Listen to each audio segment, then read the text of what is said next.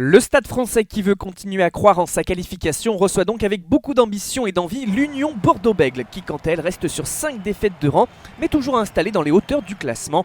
De ce duel, la fin de saison des deux clubs peut véritablement basculer, grosse affiche en perspective. Et ce sont les Girondins qui sont les premiers à l'œuvre, en ayant fait un premier choix de disputer une pénale-touche. Ce ballon porté, Maxime Lucu arrive au soutien, ressort vers Federico Mori, l'international italien repique vers l'intérieur et casse un plaquage pour filer derrière la ligne. C'est le premier essai d'un match qui démarre tambour battant. L'UBB enregistre le retour de ses internationaux et entend bien relancer sa dynamique. Sa première offensive fait mouche avec donc Lucu à la manette.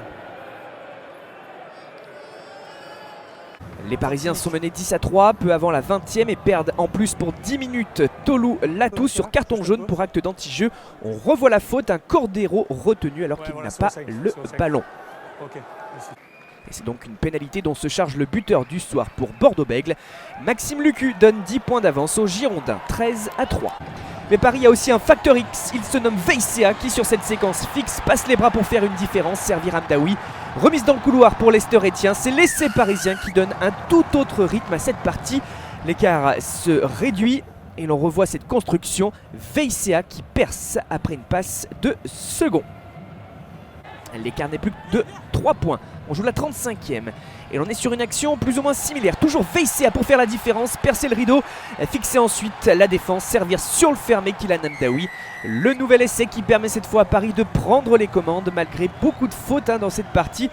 De belles actions également et un joueur au centre des attentions, Veissea qui fait la différence. On apprécie le travail du centre fidjien.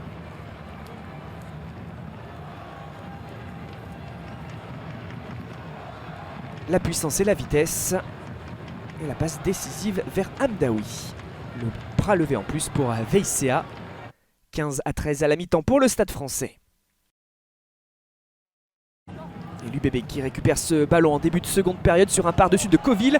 La relance initiée par Cordero, course tranchante. Et alors que l'on parlait de l'apport de Lucu, un autre international tricolore fait la différence. Cameron Woki, sprint impressionnant du deuxième ligne pour un essai qui remet les deux équipes à égalité.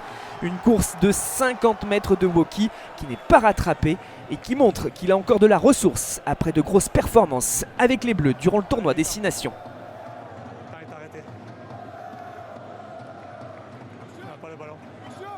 26-18 désormais pour l'Union grâce au pied de Lucu et le Stade qui se fait piéger une nouvelle fois sur une tentative de relance. Geoffrey Cross à l'interception et un essai à un quart d'heure de la fin ou presque qui fait mal à la tête des Parisiens sur cette volonté d'aller sur les extérieurs.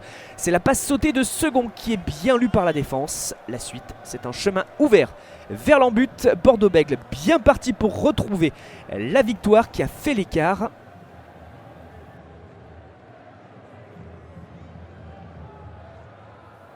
Geoffrey Cross qui semble porter les stockades. Et cette victoire, c'est bien le cas. Succès 31-18 à Jean-Bouin face à un Stade français coupé dans son élan dans ce sprint final.